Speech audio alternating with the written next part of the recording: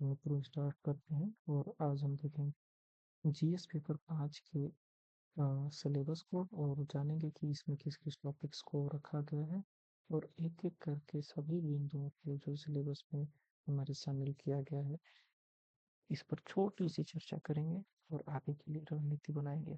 तो सामान्य अध्ययन प्रश्न पत्र 5 जो पहला टॉपिक है वह उत्तर प्रदेश का इतिहास, सभ्यता, संस्कृति एवं प्राचीन नगर। तो ये एक पहले को तो बहुत छोटा सा एक लाइन का सिलेबस है, लेकिन इसका जब हम अध्ययन करेंगे तो इसके बहुत सारे डायमेंशन हमारे सामने निकल करके आएंगे। जैसे उत्तर प्रदेश के इतिहास की अगर हम चर्चा कर लें तो उत्तर प्रदेश का इतिहास, इसके तीन मुख्य डायमेंशन होंगे। पहला डायमेंशन प्राचीन काल का इतिहास, दूसरा डायमेंशन है उत्तर प्रदेश का मध्यकालीन इतिहास और जो तीसरा डायमेंशन है वो उत्तर प्रदेश का आधुनिक इतिहास।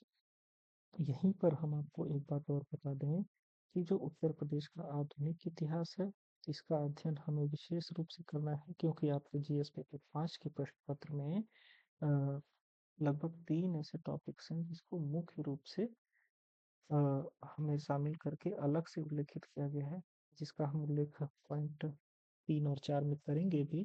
कहने का मतलब यह है, बोल हुआ यह है कि उत्तर प्रदेश का इतिहास हमें पढ़ना है, जिसमें प्राचीन काल और मध्यकाल पर हमारा सामान्य जोर रहेगा, लेकिन ज़्यादा ध्यान हम जहाँ लगाने वाले हैं वह उत्तर प्रदेश का आधुनिक इतिहास है।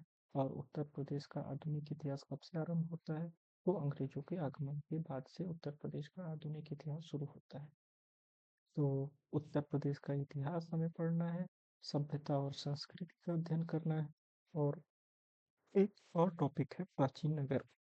उत्तर प्रदेश का प्राचीन नगर क्या है?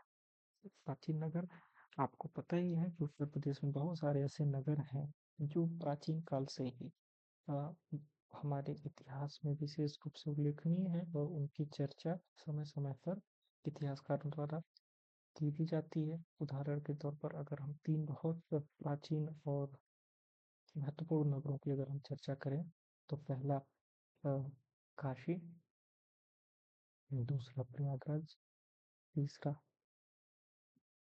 अयोध्या, चौथा कपिलवस्तु और पांचवा कन्नौज। इस तरह से ये 5 ऐसे प्रमुख नगर हैं जिनको हमें विशेष दृष्टि से अध्ययन करना चाहिए और इसके बारे में हमें अच्छी जानकारी इकट्ठा करके रखनी चाहिए। जो दूसरा टॉपिक है, मतलब सिलेबस का जो दूसरा बिंदु है, उसको एक बार अगर हम देखें तो उसमें लिखा हुआ है उत्तर प्रदेश की वास्तुकला, उसकी महत्ता एवं रखरखाव, संग्रहालय, अभिलेखागार एवं पुरातत्व। तो उत्तर प्रदेश की जो वास्तुकला है, वास्तुकला का मतलब है बिल्डिंग, आर्किटेक्चर।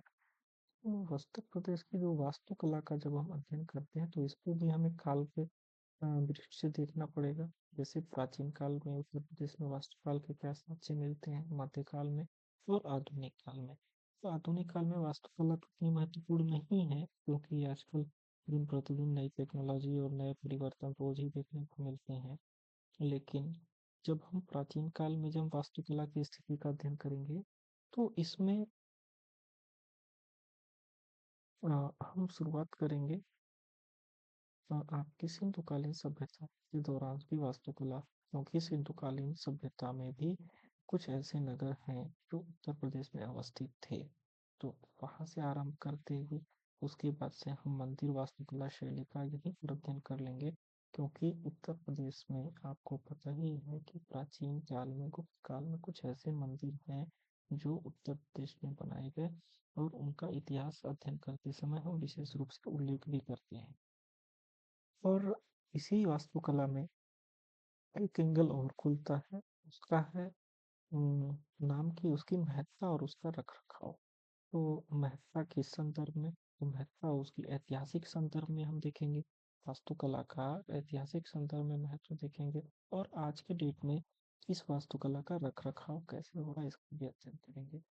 इसी टॉपिक में एक और सब टॉपिक या अलग से आप टॉपिक कह सकते हैं, वह है संग्रहालय और फिर अभिलेखागार एवं पुरातत्व। तो छोटे-छोटे से टॉपिक हैं इस पर। हाँ, हालाँकि हमें नहीं लगता कि ये बहुत महत्वपूर्ण है प्रश्न पत्र की दृष्टि से, लेकिन एक बार इस पे हम सूक्ष्म दृष्टि यहाँ पे डालेंगे। तीसरा जो टॉपिक है वह है भारत के स्वतंत्रता संग्राम में 1857 से पहले एवं बाद में उत्तर प्रदेश का योगदान।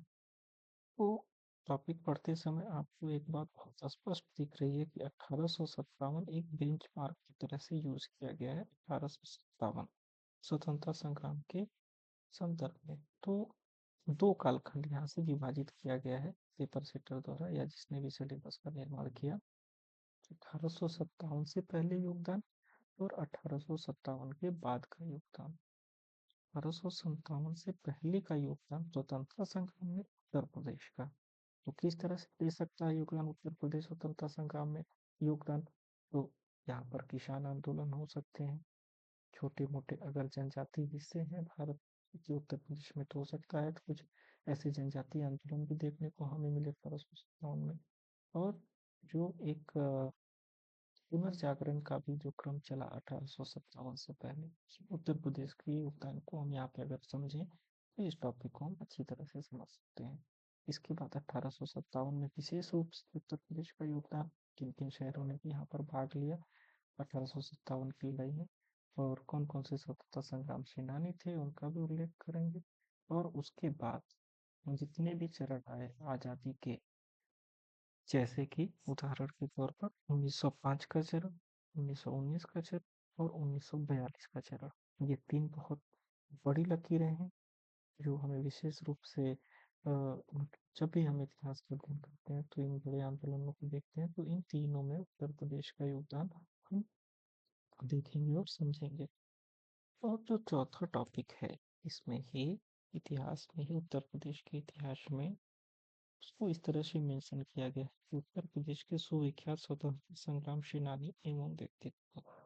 तो सीधा सा टॉपिक है, इसमें स्वतंत्रता संग्राम जो भी सेनानी है उत्तर प्रदेश के जो महत्वपूर्ण हैं और जिनको हम बार बार याद करते हैं या फिर इतिहास में उनको विशेष रूप से उल्लेखित किया जाता है, उनकी एक हम सूची बनाएंगे और बारी बारी से एक एक करके सभी स्वतंत्रता संग्राम सेनानियों की जो हमारी सूची में शामिल हैं और व्यक्तित्व की जो है हम 8 बिंदुओं 10 बिंदुओं की एक छोटी सी रूपरेखा बना करके अपने नोट्स में रखेंगे। तो इस तरह से अगर हम देखें तो ये चार मुख्य बिंदु हैं जो उत्तर प्रदेश के इतिहास को समेटे हुए हैं। पेपर 5 के ये चारों विषय हैं।